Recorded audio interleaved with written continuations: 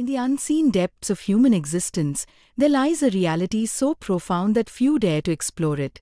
We believe death to be an end, a fall into silence. But Sadhguru tells us something far more unsettling. Death is not the full stop we imagine. It is an intricate process, delicately unraveling the architecture of who we are, layer by layer. What we call the body is just the outermost shell. When death strikes, what happens beyond the shell is where the mystery truly begins. The moment breath leaves the body, the gross physical is gone. But you are not merely your flesh. Beneath the skin lies the subtle body, an energetic framework of impressions, memories, and karma. According to yogic science, this structure doesn't dissipate immediately. It lingers, it hovers. In fact, depending on the intensity of life one lived, it can remain intact for days, weeks, or even months. The body may be dead, but the being is not entirely gone. Imagine lighting a match in a dark cave. You see the walls, the shadows, the sudden illumination. Then, just as suddenly, the flame dies, but the echo of that light, the impression of its presence, remains in your vision. This is what death is like for the subtle body. The physical flame is extinguished, but the impression it leaves behind continues to flicker in realms invisible to the naked eye. For one deeply attuned to the nature of existence, the moment of death reveals a strange stillness. It's not just the absence of breath, it is the detachment of energy from matter. What once moved and pulsed with vitality is now a hollow vessel.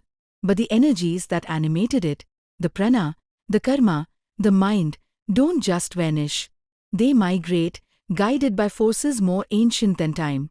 Sadhguru describes this as a loosening of 5 sheaths: the annamaya kosha, physical; pranmaya kosha, energy; manomaya kosha, mental; vijnanamaya kosha, intellect; and anandamaya kosha, bliss.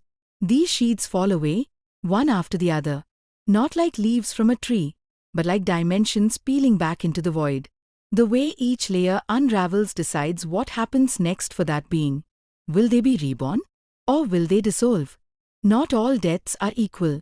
For one who lived in fear, denial, or hatred, the subtle body may cling to the earthly realm, unable to move on.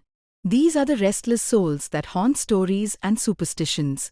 But for one who embraced life consciously, who died in awareness, the departure is gentle, like a feather lifted by the wind. The subtle architecture collapses with grace. No suffering, no clinging, just release. Funeral rituals, then, are not just cultural formality. They are mystical tools designed to sever the ties between the dead and the living. If done properly, especially within the first 14 days, they help the subtle body to disintegrate or move forward in its journey. If not, the being may linger, confused, lost in the in-between spaces. What we call ghost is simply a being trapped between dimensions. Certain places, cremation grounds, battlefields, sites of intense trauma, are heavy with these wandering energies. Sensitive people feel them as unease or sudden sadness. These are not figments of imagination. The subtle bodies, especially of those who died in turmoil, can imprint themselves into space. This is why yogis avoid such spaces unless consciously prepared. They know the architecture of death is fragile and real.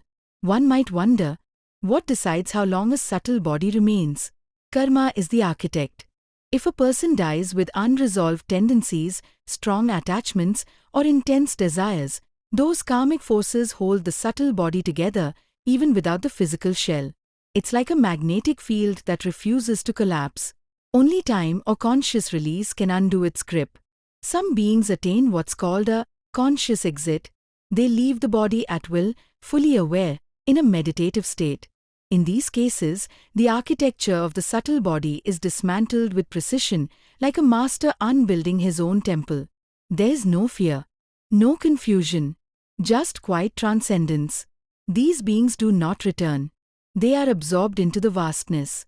Sadhguru reveals that the process of Mahasamadhi is the ultimate demonstration of this.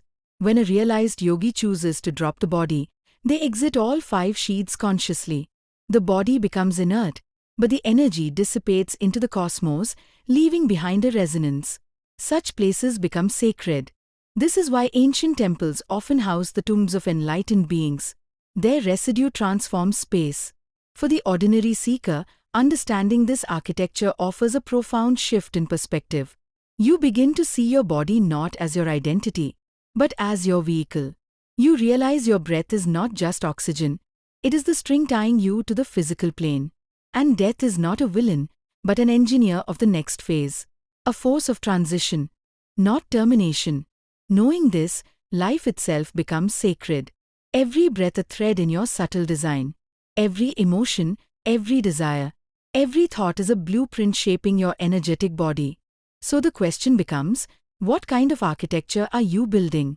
Will it be heavy with pain and clinging? Or will it dissolve into stillness, like incense smoke in temple air? There is freedom in this knowledge, not fear. To prepare for death is to live with clarity. It means you take responsibility for your karma, your impressions, your attachments. You become less reactive, more conscious. You stop chasing life and instead begin to sculpt it, knowing that one day you will have to dismantle it. And how you build determines how you will let go. Death is not darkness. It is a doorway, beyond form, beyond the known.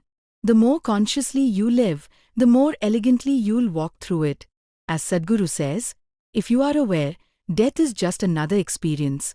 Let that awareness begin now. Live fully, live consciously, so when the time comes to dissolve, you may do so like a whisper in the wind.